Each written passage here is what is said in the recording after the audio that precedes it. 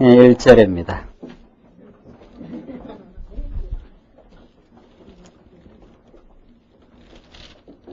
창세기 38장 1절 말씀. 그 후에 유다가 자기 형제에게로 내려가서 아둘람 사람 히라에게로 나아가니라.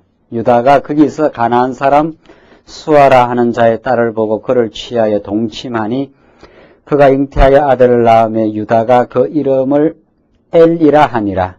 그가 다시 잉태하여 아들을 낳고 그 이름을 오난이라 하고 그가 또 다시 아들을 낳고 그 이름을 셀라라 하니라. 그가 셀라를 낳을 때 유다는 그 집에 있었더라.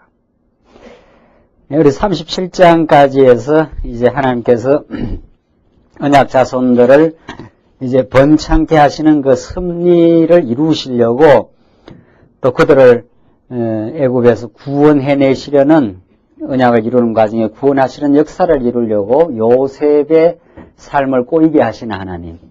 요셉이 부모로부터 사랑받은 그것 때문에 엄청난 지금 일을 겪고 죽음의 위기까지 갔다가 하나님께서 죽게 하지 아니하시고 요셉을 죽일 리가 없지요. 죽음은 하나님의 뜻이 이루어지지 않으니까 하나님께서 요셉을 보호하셔서 애굽으로 이제 팔리게 하시는 역사. 그래서 그것을 야곱이 듣고 너무도 애통하고 괴로워하는 역사. 이게 애굽 언약 자손들이 번창해가는 그 역사 가운데 겪어야 되는 일들입니다. 이런 일들이 하나님의 뜻을 이루는, 자, 그러니까 우리는 하나님의 뜻을 이룬다 했을 때는 모든 게 형통하고 내 뜻대로 되고 내 소원대로 되는 것이 마치 하나님의 뜻처럼 생각한다면 성경을 한 구절 읽을 수가 없습니다. 성경은 그야말로 하나님의 뜻을 이루는 과정에 언제라도 언약 백성들이 신고를 겪고 이게 꼬여 들어가고 애매한 고통을 겪는 그것이 절정이신 것이 예수 그리스도인 거죠. 예수 그리스도는 하나님의 아들이시고 만물을 주관하시는 만왕의 왕이심에도 불구하고 그런 하나님의 뜻 가운데 피조 인간들로부터 애매한 고통을 당하고 순환을 당하고 어둠의 음모 가운데 십자가에 죽으시는 일까지를 겪게 되는, 그러니까 너무도 현상적으로는 부조리하게 보여요. 그렇죠? 그 까뮤라는 그 프랑스의 유명한 20세기 작가이자 철학자이자 하는 그 까뮤가 이 삶이 부조리하다. 그래서 그러므로 나는 반항한다. 그 반항의 명제를 말하고 신을 거부해버린 거예요. 신이 있으면 이렇게 세상이 부조리할 수가 없다는 거죠. 그것이 60년대 20세기 초에 지성인들의 전 그 정신세계를 지배했던, 왜 신이 있으면 이런 2차 세계대전이 일어나고 약한 일들이 일어나고 엄청난 그 죽음이 비참한 일들이 일어날 수 있느냐. 이것이 그 까뮤가 절규했던 내용이에요. 그 사람 하나님은 결국은 거부하고 무신론자가 되어버린 거죠. 그래서 나는 이 신에게 반항하며 사는 것이 내 인생이다. 이렇게까지 인간이 극단으로 나갑니다. 그럼 우리는 사실은 그 까뮤라는 그런 무신론자의 절규일 뿐만 아니라 우리도 성경 모르면은 그런 역사에 대한 해석이 안 되는 거죠. 왜 이런 일이 일어나야 되느냐는 거죠. 그럼 우리의 삶 속에, 우리의 교회 속에 하나님의 선한 뜻을 이루는 과정에 있는 일입니다. 그러니까 이게 지금 요셉을 하나님께서 끔찍하게 사랑하고 요셉을 통해서 하나님께서 구원의 역사를 언약의 성취의 섭리를 이루는 과정에 지금 있는 일이지 않냐. 이게 무슨 옛날 이야기가 아니, 이 하나님의 엄연한 역사 섭리 가운데 있었던 일이고 이것이 메시아에게 이루어지는 일이고 오늘 우리에게 부정할 수 없는 사실로 우리 현실 속에서 이루어지는 일들이에요. 사실은.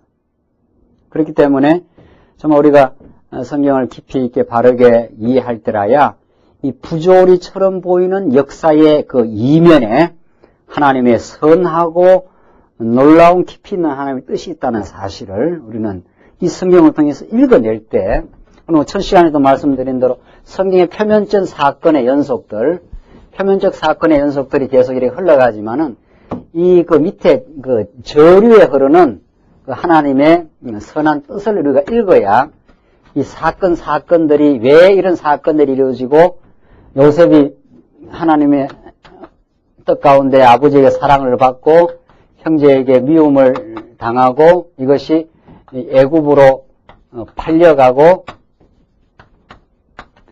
그리고 팔려갈 뿐 아니라 거기서 열심히 성실하게 보디발의 집에서 일했는데 오히려 죄를 뒤집어 씌운 거죠. 보디발의 아내가. 뭐라고 해야 돼? 죄를 뒤집어 쓴 거니까. 애매한 고통을 겪고 그래서 옥중에 들어가고 이게 우리 인생이에요. 그러니까.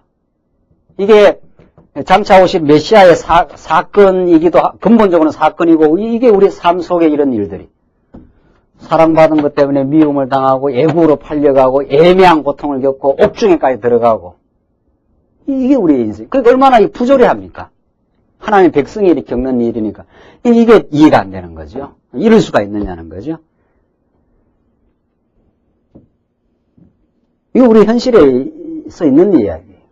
우리 자신의 삶 속에, 우리의 가정 속에, 우리의 삶의 현실 속에, 심지어는 우리 교회 속에도 있는 거예요. 이게. 하나님이 통치하시는, 살아 역사한다는 교회 안에도 그 어려운 일이, 부조리하게 보이는 일이 계속 진행 중이에요, 지금. 그걸 어떻게 해석할 거냐, 이 말이에요.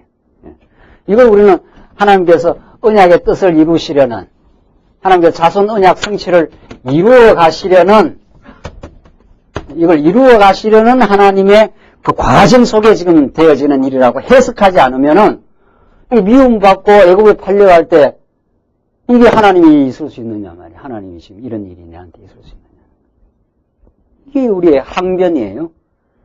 그러니까 예레미야도 항변했고 하박국 선지자도 하나님이 항변합니다. 그러니까 때로는 항변도 필요한 거예요. 네. 하나님 도대체 이렇게 할 수 있습니까 말이지. 하나님 살아있는 교회가 하나님 말씀 운동 안에서 이런 일이 있을 수 있느냐 말이지. 이런 항변도 때로는 뭐 필요하다기보다도 하게 돼요. 어떨 때는 너무 힘들고 막 도대체 이런 일이 있을 수 있느냐 막 이런 거죠. 근데 그것이 지나고 나면은 있어야 되는 일, 그걸 거쳐야 우리가 하나님을 깨닫는 일. 그렇게 됩니다. 그러니까, 이 하나님의 오늘 이 창세기의 말씀을 정말 이걸 그냥 무슨 이론적인 말씀으로 이렇게 깨닫는 게 아니라 이게 하나님이 엄연하게 살아계셔서 하나님의 그 놀라운 구원의 역사를 이루어내는 가운데 지금 요셉의 삶을 이렇게 치열하게 하시고 어렵게 하시고 오늘 38장에 이어지는 이 유다의 범죄 한번 보십시오. 이 요셉의 역사가 이루어지는 그 가운데 이 에피소드 사파처럼 싹 들어가 있는데 이 38장 사건이 이게 유다와 다말의 이 범죄 사건을 통해서 하나님의 메시아가 오는 그 족보를 지금 만들어내는 또 사건이 여기 끼어 들어가요. 아주 하나님의 아주 치밀한 이 계획 가운데 유다의 범죄 사건이 있습니다. 이 세상에 이런 일이 있을 수 있냐 말이죠. 이게 어떤 범죄입니까? 예. 그 시아버지하고 며느리가 이게 범죄하는 내용을 성경에 이렇게 생생하게 기록해놨어요. 이건 놀라운 복음의 사건이에요. 오늘 38장 이 사건은 이런 그 유다 언약 백성들의 범죄를 통해서 메시아의 그 계보를 만들어낸 역사예요. 이건 복음 중에 복음이에요. 38장 사건은. 여러분과 저의 그 범죄와 어리석음 속에서도 하나님의 언약의 뜻은 복은 우리에게 그리스도를 통해서 이루어진다고 하는 생생한 이 살아있는 메시지가 이 38장 사건이에요. 그래서 7장에서 38장으로 이어지는 이 메시지는 놀라운 하나님의 깊은 뜻을 갖고 있어요. 오늘 이 38장의 유다와 다말의 이 범죄를 통해서 이루시는 하나님의 그 복을 우리가 읽지 않으면 우리는 이 죄악 세상 속에 소망이 없는 거예요. 우리가 하는 일이 범죄들인데 하나님 떠나서 살고 어리석게 살고 사는 일들인데 어떻게 우리가 마음의 평안을 누리고 살 수 있겠느냐는 거죠. 38장 보십시다. 그 후에 유다가 읽었죠. 유다가 이제 가나안 사람 수아의 딸을 취했다는 거 아니에요. 그래서 아들을 낳았습니다. 세 아들을. 6절 보십시오. 유다가 장자 엘을 위하여 아내를 취하니 그 이름은 다말이더라. 이 다말이 명이에요. 그러니까 유다의 장자 엘이 여호와 목전에 악함으로 여호와께서 그를 죽이신지라. 유다가 오난에게 이르되 내 형수의 유로 들어가서 남편의 아우의 본분을 행하여 내 형을 위하여 씨가 있게 하라. 이게 구약의 계대 결혼이라 합니다. 계대 결혼. 형이 죽으면 계를 이어서 결혼하는 거. 동생이 그 형수하고 사는 거예요. 그러니까. 그래서 그 자손을 이어가기 위해서. 이게 구약에는 허용이 됐습니다. 이건 계시 사건으로. 그 신명기에 이 내용이 나와요. 그렇게 하라는 거예요. 오늘날 그렇게 하라는 게 아니고. 그러니까 이건 구약의 계시 사건이에요. 구약에 나온 사건을 우리한테 직접 적용하면 안 됩니다. 항상 메시아로 이어져야 되고 그 언약을 이어가기 위한 하나님의 구약적 계시 방편입니다. 여기 지금 그런 내용이에요.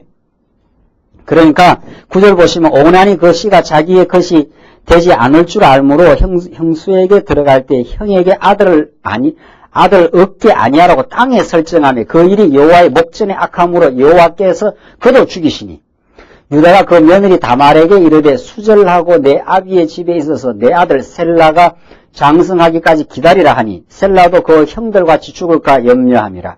다말이 가서 그 아비 집에 있으니라. 그러니까 둘째 오난도 죽여버렸어요. 하나님께서 우리 악한 일을 행하니까.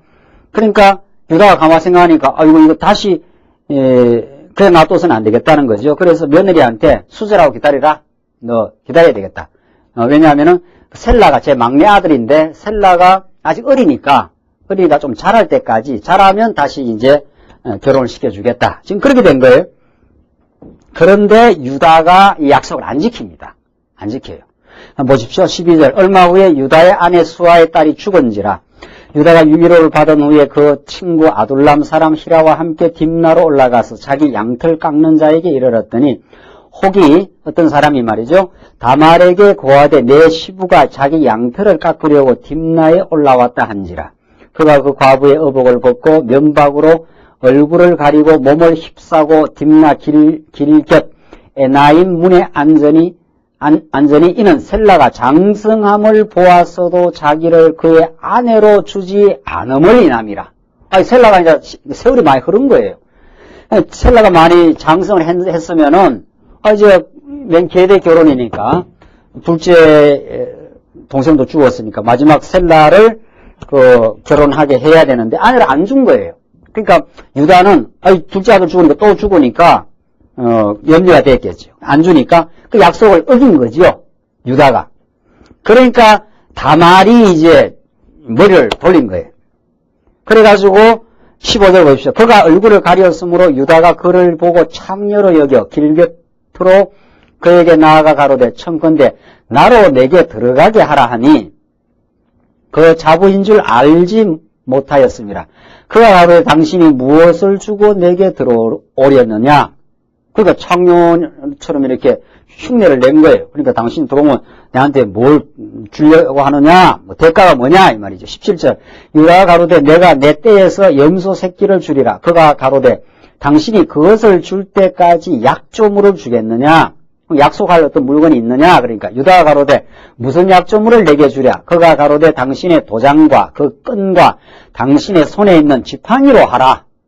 유다가 그것들을 그에게 주고 그에게로 들어갔더니 그가 유다로 말미암아 잉태하였더라. 그러니까 이게 이게 완전히 회개한 범죄가 벌어진 거예요. 이게 그러니까 셀라를 안 주니까 자기 그 시아버지하고 동침을 한 거죠. 그리고는 이 또 다말이 아주 요즘 말로 말하면 독한 거예요. 그러니까 약조물을 딱 받아냈어요. 약조물을 받아내가지고 소위 말해서 점검으로 하나 확보를 한 거예요. 그러니까 무시무시하죠. 인간 독해요. 인간은 난 독하고 독하다. 인간처럼 독한 존재였어요. 김경호 목사부터. 인간 정말 독해요. 인간은 한번 이 어둠이 한번 사로잡히면은 죽어도 끝까지 하는 거예요. 그게 죽자사자 하는 말이 그래서 나오는 거예요. 죽자사자. 인간은 참 하나님이 안 붙드시면 참 못 말리는 게 존재입니다. 그러니까 인간에 대한 여러분들 소망, 자기에 대해서 절망을 해버려야 돼요. 성경이 그걸 말해요. 인간은 하나님께서 죄악 가운데 가둬나기 때문에 인간 자기한테 믿을 게 하나도 없습니다. 그러니까 두 손 들고 우리 예수를 믿지 않아요? 내가 의로운 게 있고, 내가 뭔가 착한 게 있고, 천만의 말씀이에요. 그 다 이해관계가 없을 때, 다 환경이 부드러울 때 하는 소리지, 이해관계에 들어가고 몰리면은, 인간은 어떤 경우에도 상대방인데 문제를 돌리고 상대방을 악하게 하려고 하는 게 인간입니다. 인간이 그런 존재예요. 지금 이 다말이 이 범죄를 행하면서 유다도 잘못했고, 그러니까 유다도 약속대로 안 했고, 다말이 엄청난 범죄를 지금 치르고 약점으로 딱 받아냈어요. 자, 그래서 20절 보시면 유다가 그 친구 아둘람의 사람의 손에 부탁하여 염소 새끼를 보내고 그 여인의 손에서 약조물을 찾으려 하였으나 그가 그 여인을 찾지 못한 줄 싹 도망친 거예요. 벌써 하면 작전대로 된 거죠. 2절 그곳 사람에게 물어가로되 길곁 에나임에 있는 창녀가 어디 있느냐. 그들이 가로되 여기는 창녀가 없느니라. 없는데 찾아본 데이 있습니까? 그가 유다에게로 돌아와 가로되 내가 그를 찾지 못하고 그곳 사람도 이르기를 여기는 창녀가 없다 하더라. 유다가 가로되 그로 그것을 가지게 두라. 우리가 부끄러움을 당할까 하노라. 아이고 찾을 수 없으니까 그냥 놔두라는 거죠. 내가 이 염소 새끼를 보내었으나 그대가 그를 찾지 못하였느니라. 24절 석 달쯤 후에 혹이 유다에게 고하여 가로되 내 며느리 다말이 행음하였고 그 행음함을 인하여 잉태하였느니라. 자, 그러니까 다말이 아기를 가졌다. 지금 이 소문이 퍼진 거예요. 그러니까 이게 구약에는 행음하면 돌로 쳐 죽이는 거 아니에요? 이때는 무슨 모세 율법은 없지만은 그때는 그것은 죄값은 사망이라는 표시거든요. 예. 그러니까 구약 율법 앞에서 여러분과 제가 살아남을 사람이 한 사람도 없는 거죠. 예. 아무도 없어요. 아이고 나는 행음 안 했다. 천만의 말씀요. 마음으로 엄령한 품어도 하나님 앞에서 다 행음한 거예요. 자, 그러니까 유다가 가로되 그를 끌어내어 어떻게 해요? 불사르라. 대단해요. 예. 불살라 죽이라는 거예요. 여인이 끌려갈 때에 보내어 시부에게 이르되 이 물건 임자로 말미암아 잉태하였나이다. 와, 이 독한 여자네요. 예. 딱 하고 있다가 말이죠. 이 물건 임자로 말미암아 잉태하였나이다. 청컨대 보소 이 도장과 이 꼼짝없는 거예요. 이거는 도장까지 다 뺏겼으니까. 도장과 끈과 지팡이가 뉘거디니까 한지라. 유다가 그것들을 알아보고 가로되 그는 나보다 옳도다. 내가 그를 내 아들 셀라에게 주지 아니하였음이로다 하고 다시는 그를 가까이 하지 아니하였더라. 유다가 꼼짝달싹 못하는 거죠. 네. 그러니까 유다는 자기는 의로운 것으로 전제를 하고 누구를 지금 죽이려고 한 거예요. 네. 실제로 자기도 범죄했지 않았어요? 네. 창녀한테 들어간 거 아니에요? 유다가? 그러니까 자기 죄는 싹 감추고 말이죠. 상대방의 죄만 어떻게 해요? 탁 클로즈업 시켜가지고 부각을 시켜가지고 불살라 죽이라 말이에요. 불살라 죽일 건 자기 아니에요. 유다 아니에요. 유다. 그러니까 약점을 탁 드러내가 이 약점을 준 자가 함께 잉태했다고. 그러니까 참 제가 이번에 중국 가서 로마서 강의하면서요. 인간이 이 죄에 대해서 이 죄가 도대체 뭔지를 알면요. 모든 인생의 문제가 풀립니다. 죄를 모르면 하나님도 모르고 인간도 몰라요. 하나님께서 우리 인간을 어떻게 했다는 거예요? 이 죄 문제를 이게 근본 이게 성경 복음으로 들어가는 이 죄를 통해서 우리가 이제 하나님의 놀라운 이제 복음을 깨닫는 건데 인간이 자꾸 내가 죄를 지었다는 거예요. 물론 내가 지어요. 내가 죄를 짓는데 내가 죄를 지었다고 생각하면 어떤 생각이 이르는가 하면은 내가 죄를 지었으니까 어떻게 해요? 내가 노력하면 안 지을 수도 있는 거죠. 그렇죠? 그러니까 내가 했다는 말이 굉장히 옳은 것 같아도 깊이 있게 바르게 정립을 안 하면은 자, 내가 지었으니까 내가 또 어떻게 하면 되는 거예요? 노력하면 내가 지은 거니까. 내가 또 노력하면 어떻게 할 수도 있습니까? 안 할 수도 있죠. 모든 이방 종교가 그래 가르칩니다. 불교에서는 인과응보예요. 내가 한 대로 내가 받는다는 거죠. 그러니까 내가 어떻게 하라는 거예요? 잘 하라는 거예요. 그게 얼마나 죄에 대해서 바르게 이야기하는 것 같아도 그건 죄에 대한 신학적 설명이 아니에요. 죄를 하나님께서 왜 이 세상에 발생시켰고 왜 지금 죄악된 세상을 섭리하느냐. 여기에 대한 신학적 해석이 떨어져야 되죠. 하나님 중심의 해석이 떨어져야 되잖아요. 그러나 이 성경대로 모르면 죄를 인간이 그냥 했다는 거예요. 인간이 해야지요. 인간이 하고야. 이 말을 자칫하면, 그러면 하나님이 했다 하면 인간이 그 죄에 대한 책임을 피해 나갈 거 아니냐. 천만의 말씀이에요. 이 부분이 굉장히 까다롭고 중요하고 바르게 설명해야 이제 우리가 정확한 복음에 들어갑니다. 죄는 인간이 지었어요. 아담이 범죄했어요. 그걸 피할 길이 없어요. 아담이 범죄한 거예요. 그렇게만 설명하면 안 되지요. 아담이 범죄했다고만 설명하면 안 되죠. 왜? 아담이 범죄를 했는데 따먹었죠. 따먹은 건 누가 따먹었어요? 특히 아담이 따먹었어요. 그 아담이 죄책을 이제 지는 거예요. 죄 책임을 져요, 지기는. 근데 그렇게 아담이 따먹게 되는 배경과 섭리가 있지요. 선악을 알게 하는 나무는 뭐 누가 만들었나요? 자, 이제 하나하나 물어봐야죠. 선악을 알게 하는 나무는 누가 만들었나요? 그건 어디, 하나님이 안 만들고 홍해에서 날라왔나요? 또, 유혹자는 또 누가 만들었나요? 자꾸 말하면 이제 끌려 들어오는 것 같으니까. 뭐 제가 여러분들 끌고 들어오는 게 아니고, 끌려오는 게 아니고, 성경이 그렇게 말해요. 이걸 우리가 깨달아야, 그래야 우리는 죄에 대한 진정한 이해를 하고, 거기서 진정한 해방을 얻습니다. 이걸 지금 신학에서 설명을 못 하잖아요.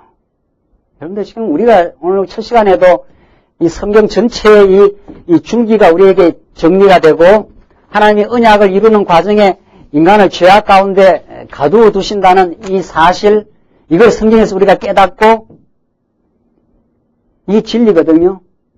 이게 정말 우리 인생이 정말 알고 싶어하는 참된 이치, 이걸 떠나서 진리가 없어요. 이게 참된 이치예요. 나는 길이요 했을 때, 진리요 했을 때, 이거 우리가 깨달아야만 모든 문제가 확확 풀려나가요.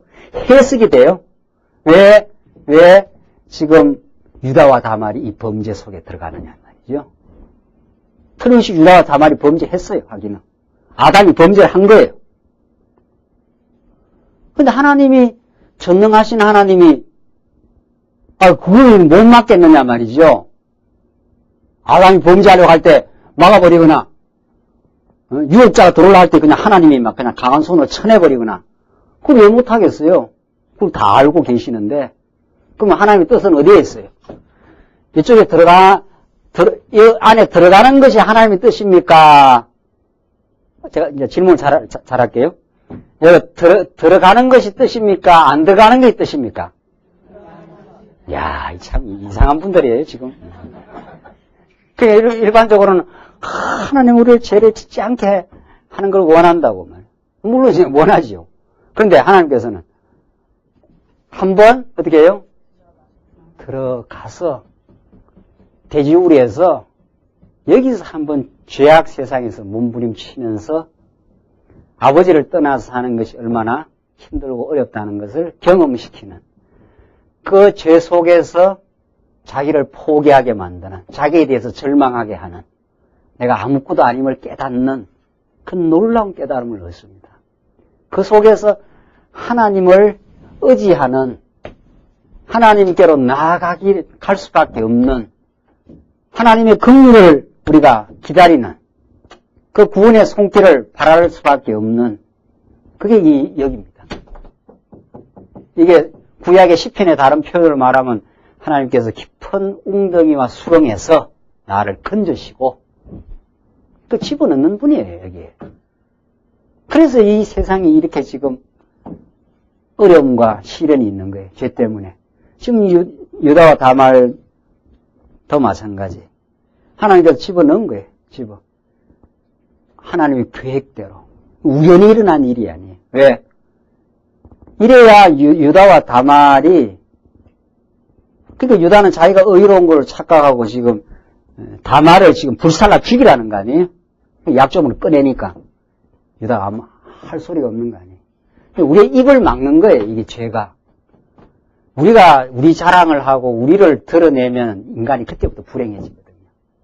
그러니까 우리는 하나님께서 한번 어려움을 겪지만 우리 알고는 진정으로 행복하게 하시려는. 그래서 여호와만을 찬양하게 만드시는 과정에서 하나님이 죄를 어떻게 하신다고요? 섭리하셔요. 하나님이 뭐 능력이 없어갖고 인간이 그렇게 빠져들어가는 걸 속수무책이라서 손을 못 쓴 게 아니고 이걸 이제 이해를 해야 하나님께서. 그러니까 죄는 우리한테 우리가 복음을 깨닫고 하나님께로 가는데 어떻습니까? 꼭 어떻게 해요?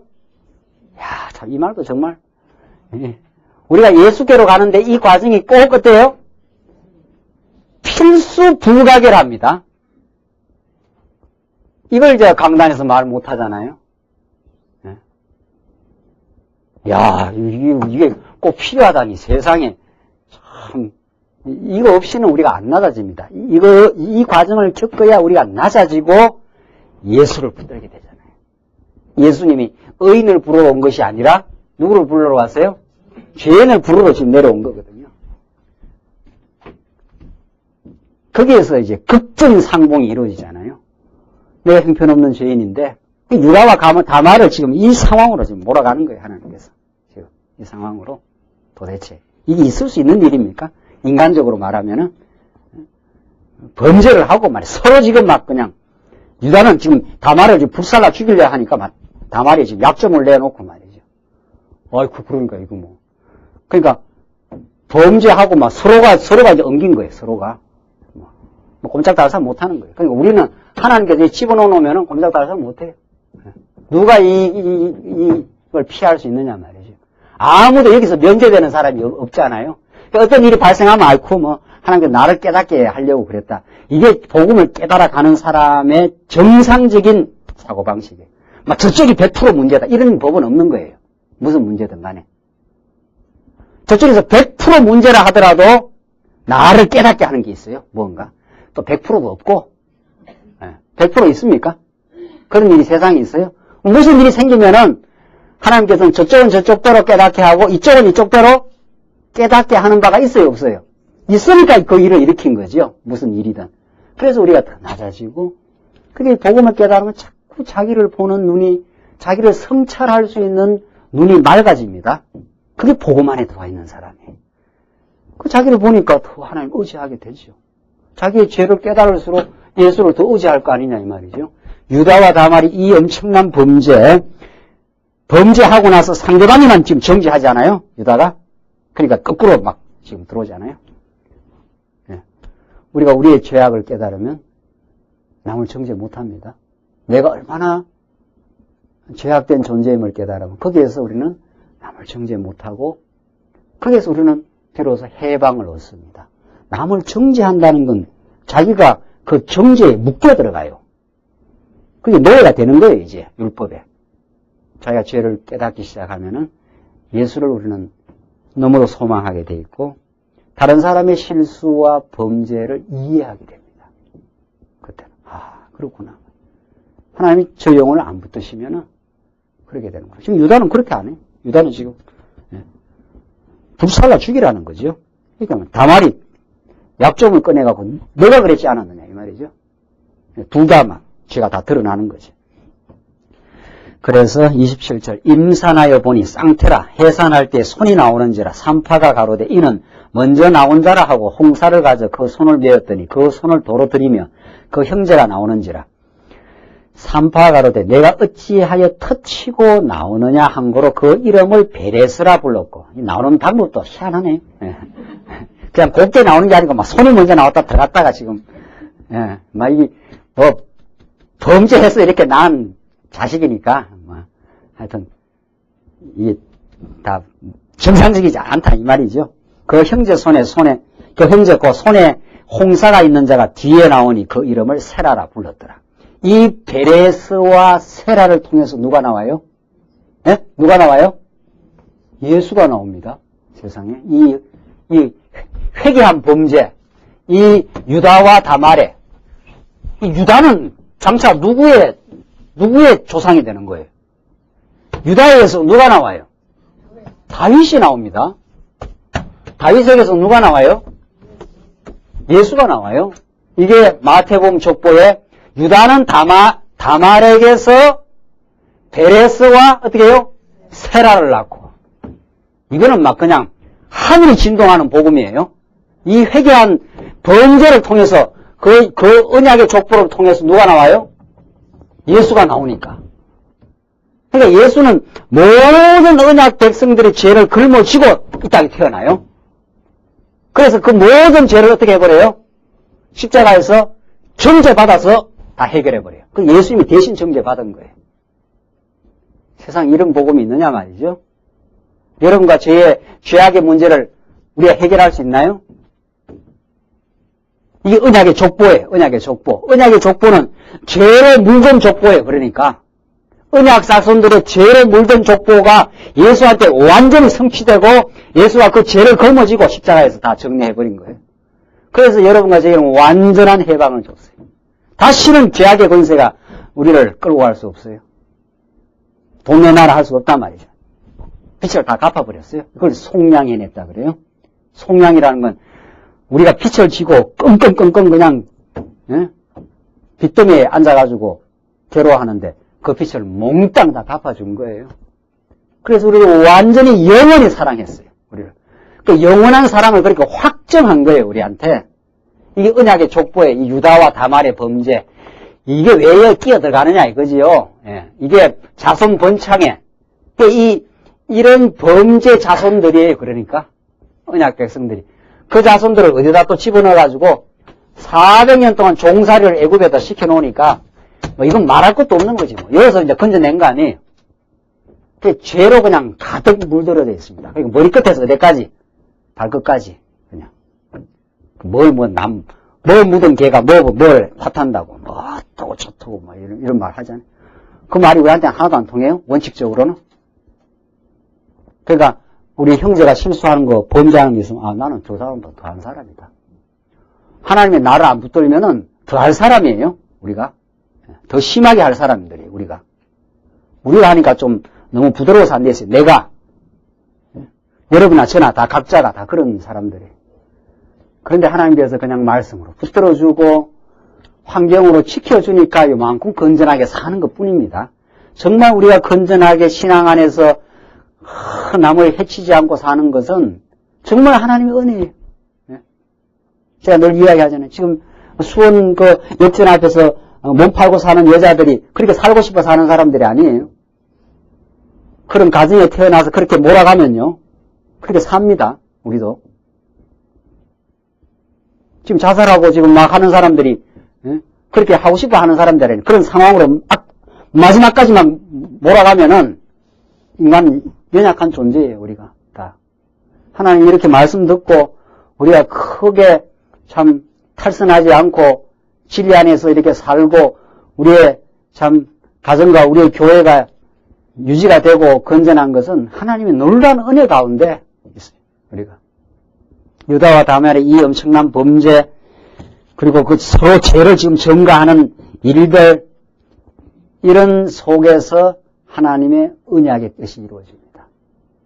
그래서 인간 언약 자손 너희들 자신을 자랑할 게 하나도 없고 그 죄악의 족보를 따라서 예수가 오셨다는 이 놀라운 복음의 메시지를 우리들에게 너무도 강렬하게 전해주는 것이 오늘 이 38장의 사건이 그러니까 이게 정말 우리의 생명의 양식이 되고 이게 실제 우리 구체적인 신앙생활 하는 데 양식이 되어서 정말 현실을 그렇게 이해하고 자신의 깊은 죄성을 깨달아서 정말 말씀을 의지하는 삶으로 그래서 우리 지체들의 허물을 이해하는 삶으로 그렇게 우리는 나가길 바라는 거죠.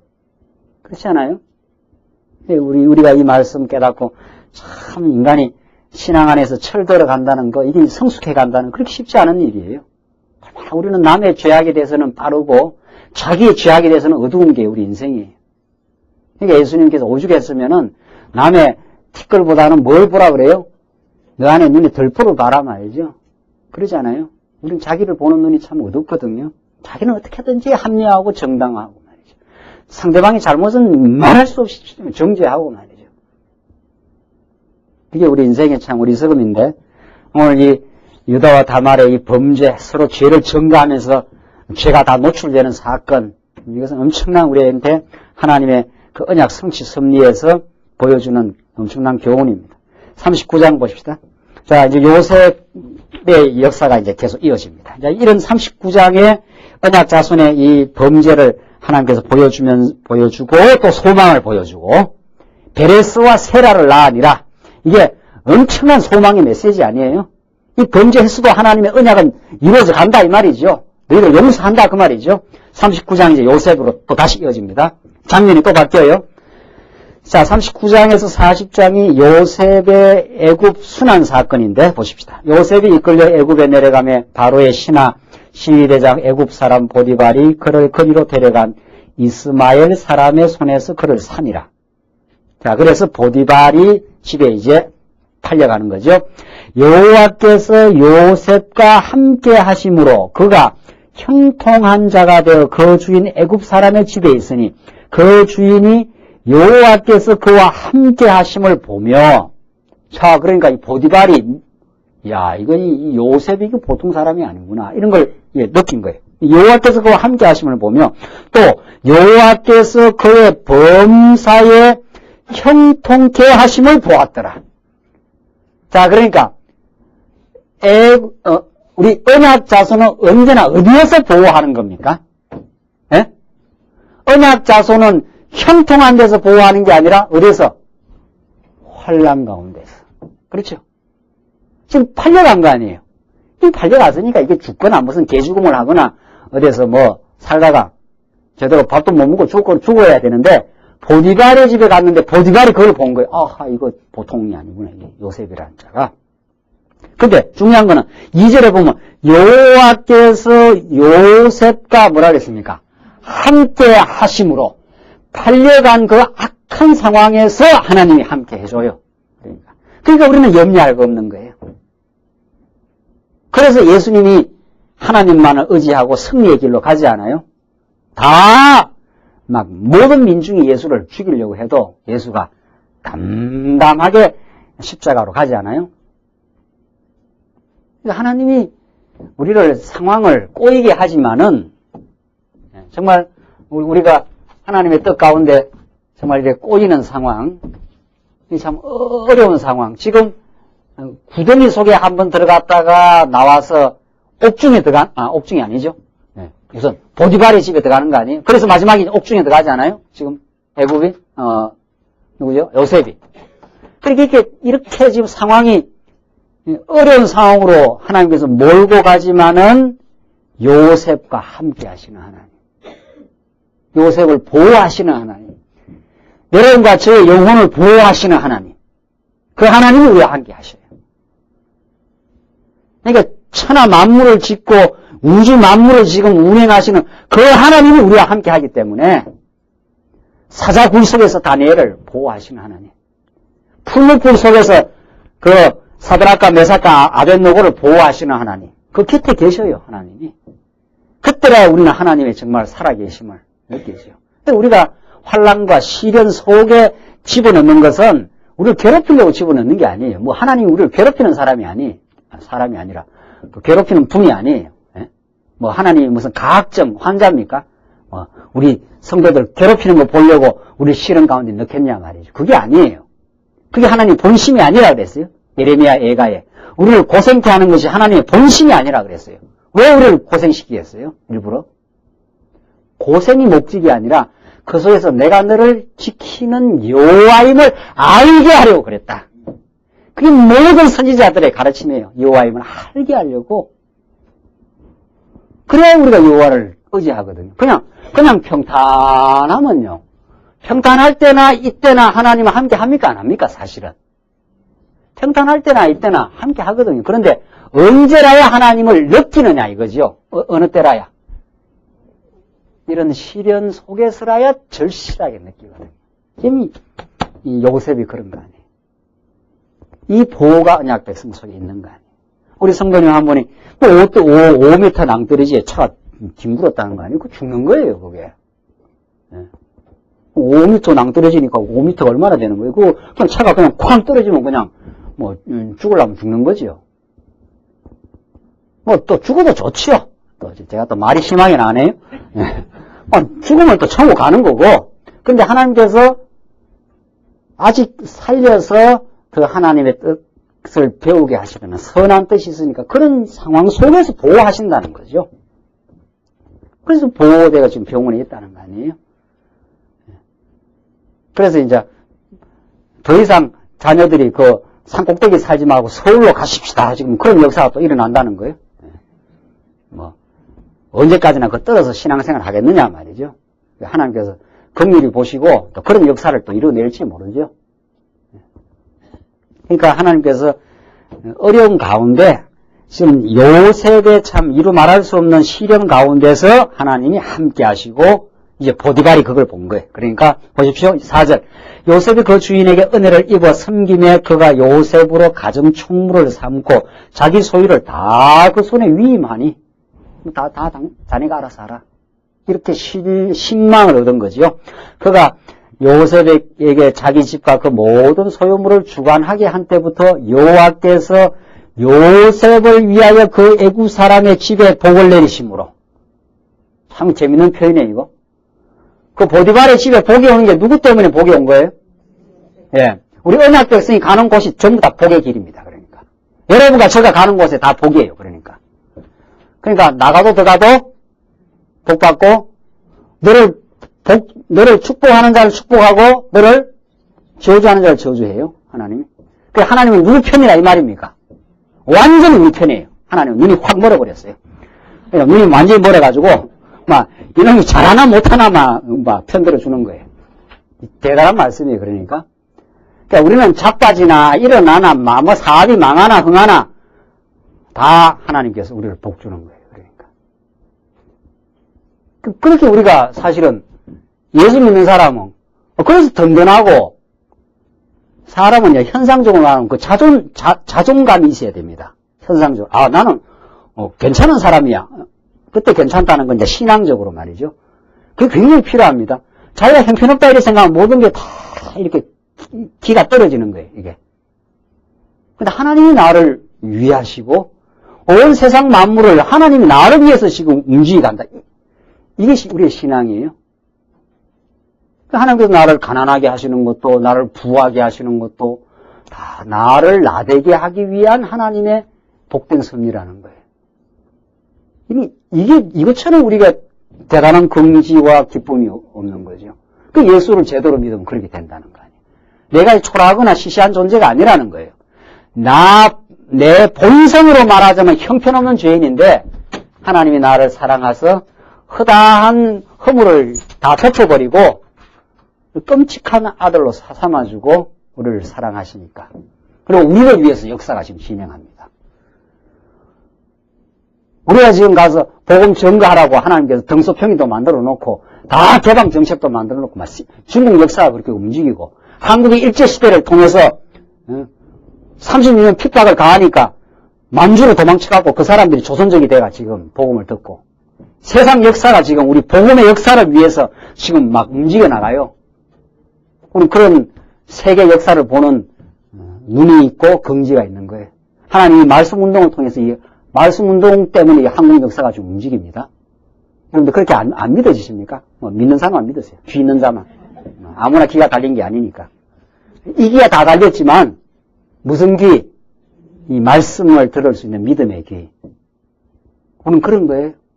우리는 뭐 초라하고 별 볼 일 없는 것 같아도 우리 안에 계신 우리 보화가, 우리 안에 계신 진리가 말씀 운동을 통해서 지금 하나님께서 지금 세계 역사를, 방향을 지금 나가시려고 모든 역사가 지금 움직입니다. 지금. 우리는 그렇게 믿어요. 정말.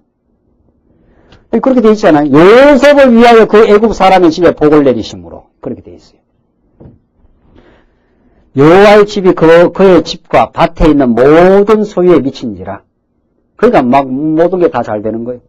6절. 주인이 그 소유를 다 요셉의 손에 위임하고 자기 식료 외에는 간섭하지 아니하였더라. 요셉은 용모가 준수하고 아담하였더라. 용모 준수한 게 또 꼭 좋은 건 아니네요. 용모가 아주 준수해가지고 이제 여자로부터 뭡니까 이게 험한 꼴을 이제 당하게 되는 거예요. 자, 뭐 그것도 하나님 정한 뜻인데 어려움을 겪는데 7절 보십시다. 그 후에 그 주인의 처가 요셉에게 눈짓하다가 동침하기를 청하니 요셉이 거절하며 자기 주인의 처에게 이르되 나의 주인이 가중 그 집안의 재반 소유를 간섭지 아니하고 다 내 손에 위임하였으니 이 집에는 나보다 큰 이가 없으며 주인이 아무것도 내게 금하지 아니하였어도 금한 것은 당신뿐이니 당신은 자기 아내임이라. 그런즉 내가 어찌 이 큰 악을 행하여 하나님께 득죄하리이까. 여인이 날마다 요셉에게 청하였으나 요셉이 듣지 아니하여 동침하지 아니할 뿐더러 함께 있지도 아니하니라. 그러할 때 요셉이 시무하러 그 집에 들어갔더니 그 집 사람은 하나도 거기 없었더라. 그 여인이 그 옷을 잡고 가로되 나와 동침하자. 요셉이 자기 옷을 그 손에 버리고 도망하여 나가며 그가 요셉이 그 옷을 자기 손에 버려두고 도망하여 나감을 보고 그 집사람을 불러서 그들에게 이르되 보라 주인이 히브리 사람을 우리에게 데려다가 우리를 희롱하게 하도다. 그가 나를 급간하고자 내게로 들어오기로 내가 크게 소리 질렀더니 그가 나의 소리 질러 부름을 듣고 그 옷을 내게 버려두고 도망하여 나갔느니라. 이 여자 하여튼 이 하여튼 여자가 참 이게 독하네요 진짜. 예, 보통이 아니네요. 아 자기가 이게 지금 유혹을 해놓고 뒤집어 씌우기는 뒤집어 씌운 거죠. 그래서 어떻게 된 거예요? 애매하게 당해가지고 어디로 들어갑니까? 그런데 보십시오. 참 애매하지요. 그러니까 요셉이 인간적으로 생각하면 이 여자를 보디발의 부인을 이거 찢어 죽이고 싶겠지요. 말이 잘 거칠게 나오지 않습니까? 아 세상에 지금 내가 얼마나 보디발의 집에서 성실하게 일을 하고 내가 집안 총무로 막 오만 일을 다 했겠지요. 이런데 이걸 뒤집어 씌워가지고 옥에다 집어넣었으니까 이게 있을 수 있는 일이냐 말이죠. 이게 하나님의 섭리입니다.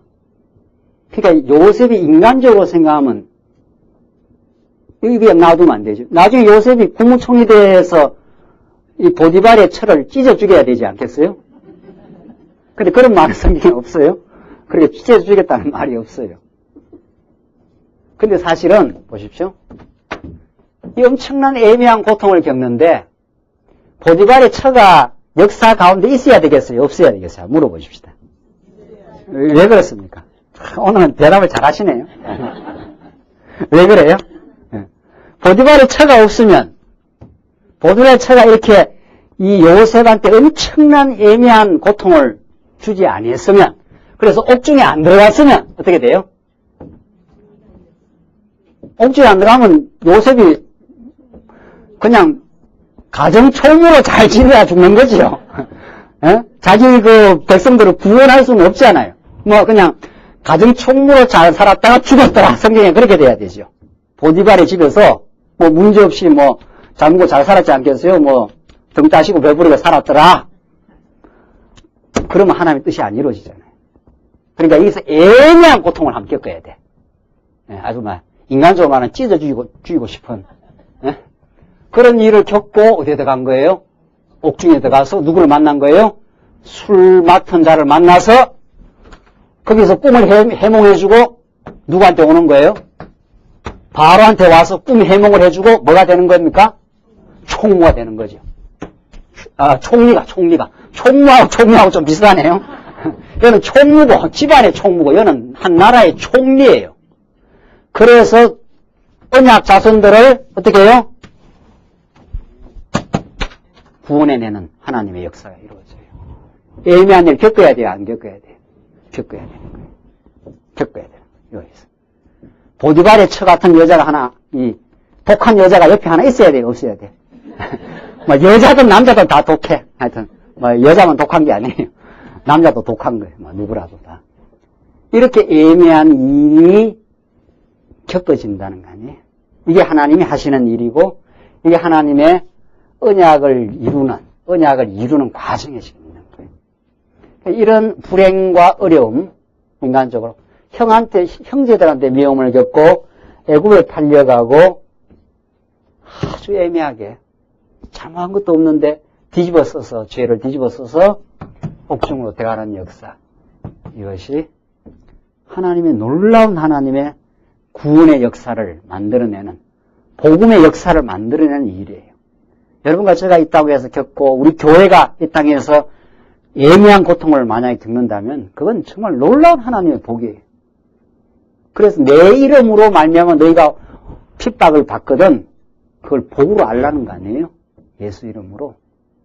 그건 아무나 주어지는 복이 아닙니다. 애매한 고통은, 애매한 고통이 우리한테 가장 심리적으로 힘든 일이에요.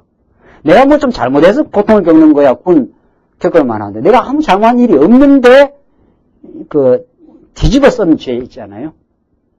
그건 참 고통스러운 건데, 이게 지금 하나님이 하시는 일이에요, 지금. 19절 보십시다. 주인이 그 아내가 자기에게 고하기를 당신의 종이 내게 이같이 행하였다 하는 말을 듣고 심히 노한지라. 이에 요셉의 주인이 그를 잡아 옥에 넣으니 그 옥은 왕의 죄수를 가두는 곳이었더라. 자, 이 표현이 중요해요. 그 옥은 누구의 죄수를? 왕의 죄수를 가두는 곳에다 탁 집어넣은 거예요. 엉뚱한 또 감옥에 들어가면 안 되죠. 뭐 그냥 파렴치범들이 들어가는 감옥에 들어가면 안 되는 거 아니에요. 왕의 죄수의 감옥에 딱 들어가게 돼 있어요. 그래야 누구를 만나요? 술 맡은 자의 왕의 죄수를 가두는 곳들. 하나님 정확한 거예요. 그러니까 우리가 아무리 애매한 고통을 겪고 어려움을 겪어도 그 중에서 하나님의 그 작정하신 뜻을 이루는 사람을 만나고 피할 길을 주고 탁탁탁 역사가 지금 진행되는 거예요. 그러니까 우리는 현실만 보면 안 된다는 거 아니에요. 현실 배후에 지금 하나님의 손길이 우리를 준비시키고 지금 보호할 길을 만들어 놓고 피할 길을 만들어 놓고 지금 애매한 고난 속으로 하나님께 집어 들어가는 거예요. 우리가 지금 들어가고 있는 거예요. 그러니까 우리의 시각은 달라요. 우리는 여기에 살지만, 현실에 살지만 현실을 지배하시는 하나님을 보는 거죠. 그러니까 현실만 보면 낙심할 게 많고, 현실만 보면은 우리가 원망할 게 많고, 또 시야가 이 현실 자체에 있느냐, 현실을 보되 하나님을 보느냐. 제가 지난주 장안조항교에서 그 경제 특강을 하는데, 그 경제학자가 나와가지고 그 박사가 나와서 계속 현실 이야기를 해요. 뭐 현실 인식을 시킨다고 그것도 중요한 이야기예요. 현실도 봐야 되겠지. 그러니까 한국 경제가 그렇게 우울하고 어렵다는 거예요. 근데 한국 경제는 훨씬 잘 살거든요. 지금 전에보다도. 네. 그러니까 하나님을 모르는 자는 아무리 현실이 잘 살아도 늘 마음은 빈곤합니다. 내보다 더 잘 사는 사람도 있고 또 갖고 있는 것도 훌륭 또 하나 날아가 버리면 또 어떻게 하나 하는 불안도 있고 누구를 안 믿으니까. 그러니까 우리는 예수 믿는 사람은 뭐 현실에서 좀 잘 살든 현실에서 좀 가난하든, 여러분들 지금 가난하다고 지금까지 살아온 거 다 성공적으로 살았으면 안 살았습니까? 한번 물어보십시다. 뭐 가난해서도 지금까지 잘 살아온 거예요. 또 앞으로 누가 또 책임져요? 하나님이 하나님이 극단적으로 말해서 못 먹고 못 살아서 죽일 수도 있죠. 그러면 죽으면 어떻게 돼요? 천국 가는 거지 뭐. 그러니까 우리는 이 땅이 목적도 아니고 이 땅이 끝도 아니에요. 그러니까 경제 이야기를 해도 우리는 든든한 거예요. 뭐 한국 경제가 우울하다면 뭐 당신이 우울한가 보다. 우리는 뭐 우울해도 좋다. 하나님이 지금까지 잘 먹여 살렸고 앞으로도 살린다. 그게 성경신학적 경제관이. 제가 강의를 그렇게 하고 왔어요. 네. 현실만 보면 맨날 우울하지 뭐. 그러니까 맨날 우거지상을 쓰는 거지 뭐. 네. 하나님 보는 사람은 현실이 좀 어려워지든 현실이 좀 부드럽든 우리 하나님이 우리를 살리시고 우리를 먹이시고 우리를 보호하시고 인도하시고, 그러므로 너희들 내일 일을 염려하지 말라. 하늘에 나는 새도 하나님이 먹이시거늘 하물며 너희이겠느냐. 우리는 염려하지 않고 담대하게 주신 일을 열심히 해요. 하나님을 모르는 사람은 불안해서 열심히 하는 거예요. 막 불안해갖고 막 불안초조, 자기가 자기 쌓아놔야 된다는 거죠. 이 사람 박사가 와서 이야기하는데 노후 문제가 걱정이라는 거예요. 노후 문제가 지금 노후가.